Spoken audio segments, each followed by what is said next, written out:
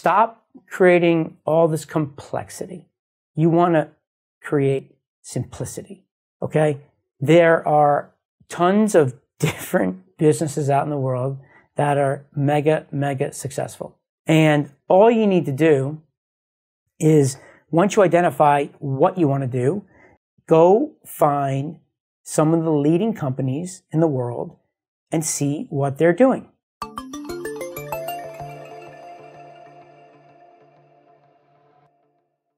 Hey, what's up, performance marketers? How you all doing today? Thanks for coming and listening to my channel. I really appreciate you, and hope you guys see that from all the love that I'm putting out there. Today we're going to talk about something that I see a lot of entrepreneurs having issues with, including myself at times. And it's just simply making things complex and getting things in the way that don't need to be there. Just making it so much more complicated than it needs to be. And I'm going to talk about it today. And it's I think it's really important for all of us, including myself, to kind of just, sometimes just take a step back and listen. But before I get into that, I just want to go into this little something that's going on in my life right now. So that's relevant to that, which is I just got invited to go to the NBA Basketball Hall of Fame. Awesome, right? I've never been to it. Sounds pretty cool. This year's a little bit different than most because they're inducting Kobe Bryan. As we all know, Kobe Bryant tragically passed away in a helicopter crash, way too young, but he was a talent like no other. And anybody that got to see him play should consider themselves lucky. He's top 10 ever to play the game. He won a bunch of championships with the Lakers. What's wrong, Ozzy? I got my dog here today, Ozzy. He's hanging out with us. And he wants to listen in because he's getting in people's ways. But so, with Kobe came into the league at a young age and just was amazing. He excelled. It came easy to him, right? And a lot of things that come easy to people tend to be easy to do. And they don't realize how hard it is, right? Like Kobe shooting a three or dribbling or dunking. To him, no doubt he worked hard at it to become one of the best, but it came easy to him. And for most people, not so much.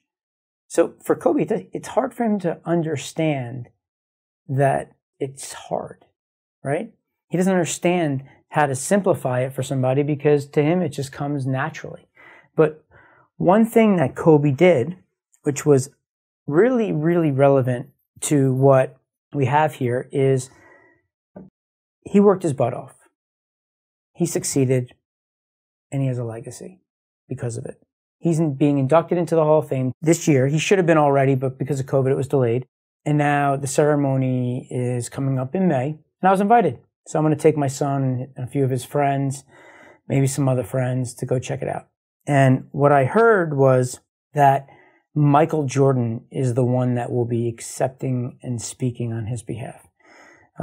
Reading more into it, it seems that Michael Jordan and Kobe had a good relationship. Michael's on record of saying that if there was anybody that could beat him during his prime, that could have a chance to beat him. I don't think he admitted that he would beat him. I can't see Michael Jordan doing that. But he did name Kobe Bryan as the person that he thought had the chance to beat him one-on-one, which is in itself very powerful because anybody that grew up watching Michael Jordan play, he was the best player of all time. Like, just in my opinion, hands down. I didn't see a bunch of the older players playing, but in any event, what's really interesting about what I found as I was looking into this was Kobe Bryant was once asked, do you copy Michael Jordan? Did you copy Michael Jordan? What do you think his answer was? Now, I think that question's a loaded question. I think that reporters were trying to trick him into creating some cool headline like Kobe says he's better than Michael and doesn't have to do what he does, right? Kobe Bryant responded with 100%. I copied Michael Jordan. And I'm going to get you the exact quote that he had. He said, I copied 100% of what Michael Jordan does. Why not? Right? Why not? Why wouldn't you copy Michael Jordan? He was the greatest of all time at what he did. To them, that's a profession. So when Kobe's trying to strive to be the best, why not look at what the person, Michael Jordan, did to have success and then emulate what he did to have success of his own? Now, seeing what he did and then doing what he did, very different things, right? You and I could go and watch some video on Michael Jordan, and we're not going to be able to do what what Michael Jordan can do. But Kobe, he was born with these skills. He had the skill set. He just had to figure out how to use his skills, his tools. And what he did was he found the best player in the world and he modeled what he did. And that's the thing with what I see a lot of people doing, and they keep on getting in their own way. They keep on just creating so much complexity to what they need to get done. I hear time. I'm tired of what I'm doing. I need to do something else. I want to build a business online. I don't have enough time to do it. I started it. I'm building my funnel. It's almost there. I still need to change like page 3, or, I don't really like the font. So, for the 7th time, you're going to go and change the font. Guys, stop trying to recreate any wheels. Stop trying to think about, I got to do it differently. It's the opposite of that. You don't want to do it differently. You want to find the greatest talent in your niche. And I'm not suggesting you copy, but you model it for sure. Everything I've done in my life has been in some way modeling some success that I've seen. That fast tracks your success. Now, I'm not saying you copy word for word everything. No, you don't do that, right? When I was growing up playing baseball, as I got to higher levels, every coach would want to change something in my swing, right? Do it this way. Put your hands up here. Put your hands down there. Keep your feet out and step into the ball, right? Shake, anything, right? And changing your swing is not an easy thing to do. Right? The whole thing with when I played baseball was it's all about muscle memory. It's all about repetition.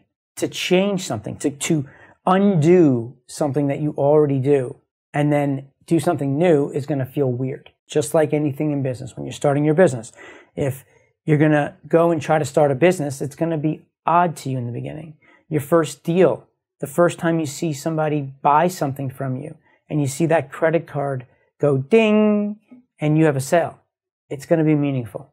It's going to be different. You're going to have a hard time in the beginning. You should. Most people have some struggle, some roadblock as they're getting going, right? If you don't, well, bravo to you, but it's very rare that happens. At some point in time, there's going to be a challenge.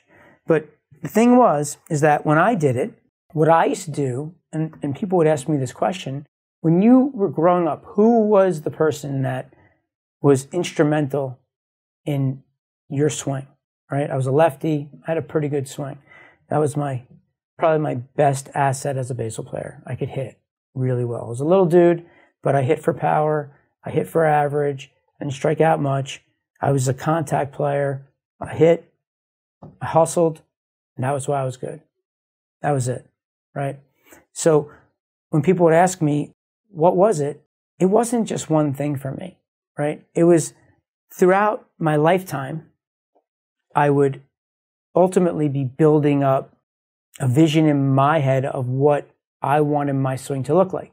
So looking at the experts, I would go watch games.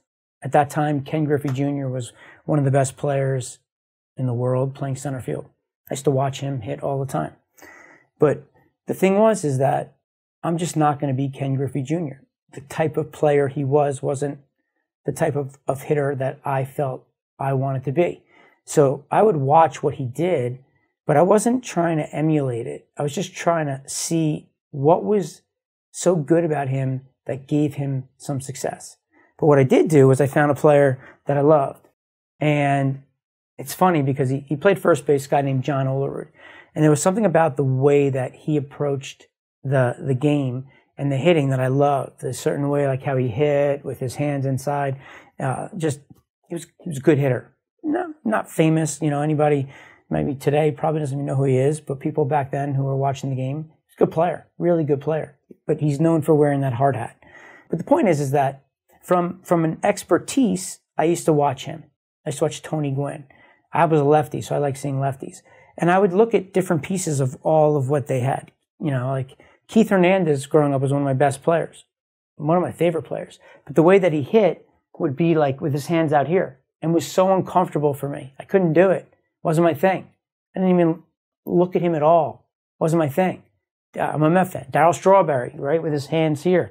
He used to do that. It's not my thing, right? The same thing in business. You're seeing people that are successful, right? Don't try to be somebody else.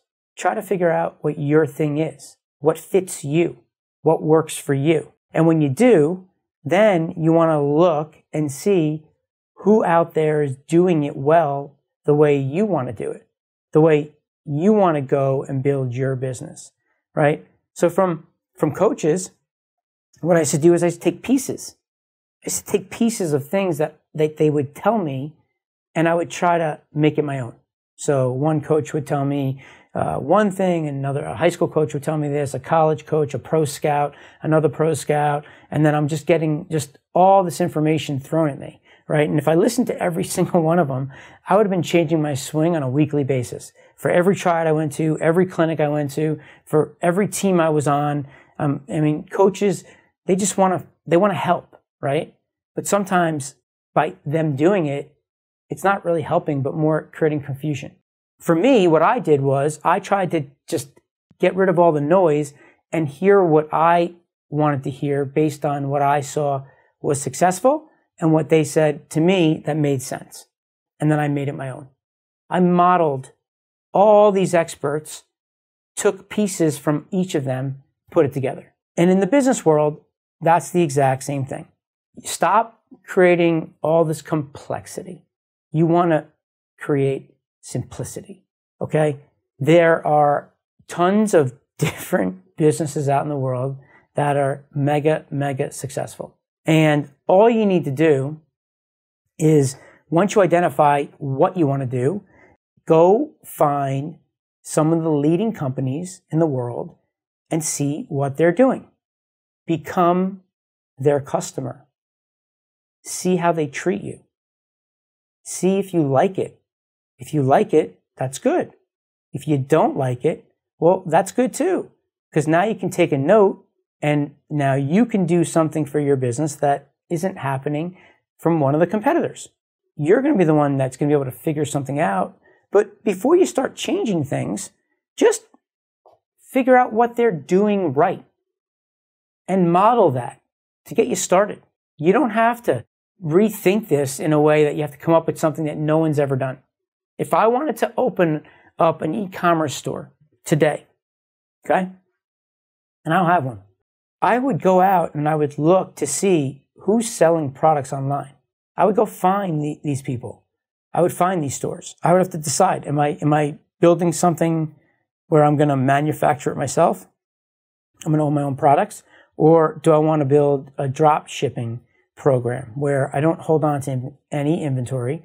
I create the store, I put the products on my store, and when I get a sale, I buy it from someone else, and then I ship it to the customer. Okay? Either way, I'm going to go and I'm going to look at everything that's going on. I'm going to look at 5, 10. I'm going to spend like a week, 2 weeks just online, becoming their customer, seeing what they're doing, right? Going to their sites, seeing when I get there, what happens. Some will pop up something that says, enter your name and email and you'll get 15% off your first purchase. Okay, why are they doing that? They're doing it because they want you to get on their list so they can communicate with you. So you see all these people doing that, that's something that you're likely going to want to do. How are they showing the store? What's it look like on mobile? When they get the email, what do they do in regards to communicating with you, right? Are they hitting you up every day with products? Are they making offers? Are they retargeting to you based on what you did on the site, right? And are they retargeting to you in email? Are they personalizing it to what you've been looking at? Or are they retargeting you where when you're scrolling the internet, they're retargeting you on Facebook or another display site?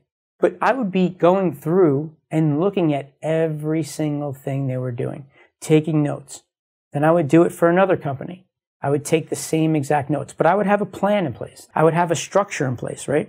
I would want to know what's their marketing look like? Where are they buying media? Then I'd want to know, how are they shipping their products? Are they doing it themselves, or do they have a fulfillment center that's doing it for them? Where are they getting their products from? Are they buying it domestic, or are they doing it from overseas? Who are they working with? If you're a dropship company, well, I'm going to find all that stuff out, right? So I'm going to have a chart, and I'm going to start just writing down everything, where they're buying marketing, company A, company B, company C. All right, I see these guys, they're buying marketing on Facebook. I see them in Google. These guys are buying on Facebook.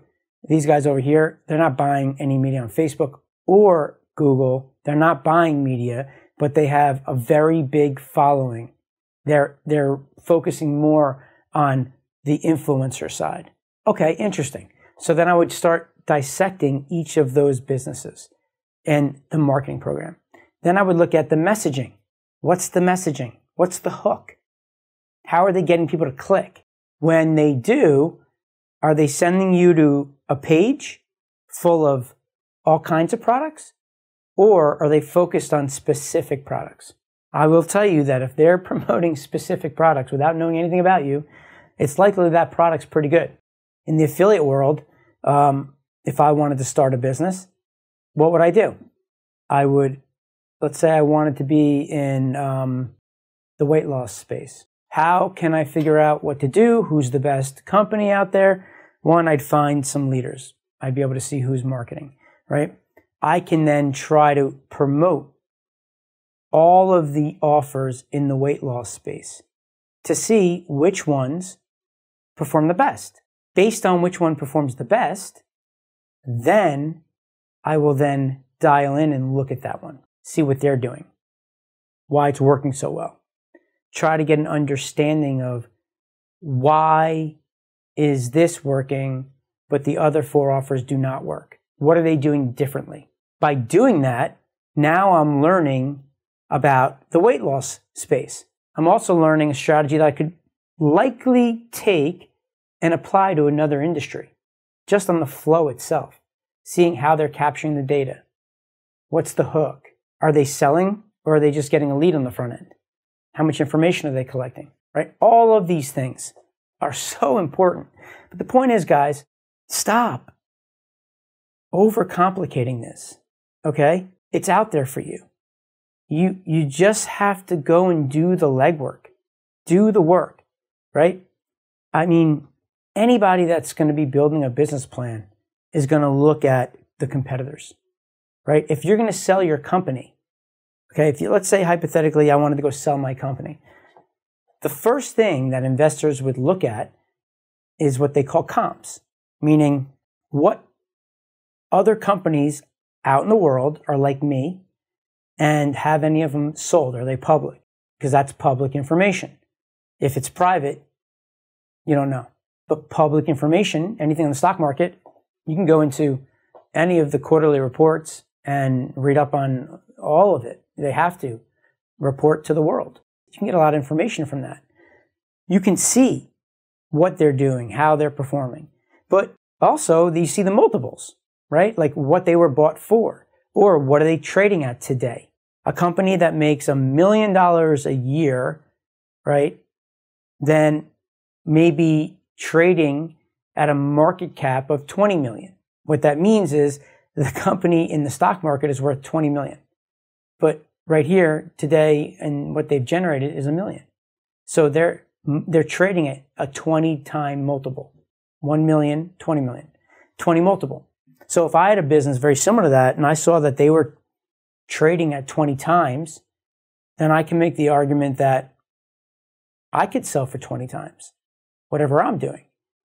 Maybe I'm doing more than them, right? What if I'm doing 2 million and I'm in a similar business at 20 times? Could I sell my business for $40 million? I mean, I can make the argument, sure. I don't know if anybody's going to bite or not, but if you can make the argument and it's logical, boom. But the point is that you're just doing research. You're just looking and seeing what's out there and what's working. You're saving yourself time. You're saving yourself the ability to not lose money when you get started, because there's a lot of these companies that are already doing these testing for you and they're running what's working. Anything you see, for the most part, if it's out there for a long time, is working. People don't just buy media to buy media. It's working. Okay? Really important when you're out and you're doing this research, you want to find a tool that will tell you how long those ads have been out in the market. There's all kinds of different software products that you can sign up for and get, right? SEMrush, for example. But there's tons of them. But in any event, there's a way for you to see what that ad is, how long it's been running. If you see something running for 3 weeks, okay, they're likely testing, right? But if you see something running for 2 years, they're not running something for 2 years if it doesn't work, right? And you could do that with anything. You don't even have to be in that industry, because you can go and look at an ad in, let's say, the weight loss space, but then take that concept and apply it to, let's say, a dating business. You just have to tweak the keywords, but the flow, the way they're positioning things, right? That's an easy way to do it. You don't have to be creative like that. You don't have to be a pioneer. You just ultimately copy who's best. Kobe Bryan said, hands down, he copied 100% of Michael Jordan. I'm not saying copy a business, like take their same text, take their same colors, right? Like you can't copy, like word for word.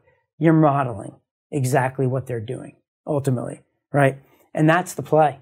That's how you can get into business today in anything you want, starting with just knowing the marketplace, knowing who the players are, and then understanding those players, and then pulling that out to simplify it for you to realize that, okay, these people are in the space. This is what's working. This is what I'm going to focus on. I've been doing that my whole life with everything I do, and I still do it today. I need to know what's working, how it works. I can go through sites and see how they're making money. If I want to see if they're making money on the back end, I have to give them my information. So we create seeds, right? A seed is just an email address you create for specifically, let's say that one business or just all the businesses, to see what people are promoting and getting offers all day long, because that, to me, keeps me in the game. They're sending to me what they're promoting. If I want to know what Starbucks is promoting, I can go sign up for their newsletter and I'll see what their whole strategy is on how they promote to me. And I just simply have an inbox of emails from Starbucks, and I can model the whole thing. So guys, stop overcomplicating it. It's not as hard as it seems. Just go find something that works and model it. All right? So comment. Let me know if you're doing this already. If you're not, do it. I promise you. It'll work. Do not copy, model. So guys, stop overcomplicating it. Make it simple. Simple works. Simple sells. All right, guys. Appreciate you being here. See you on the next one. Take care.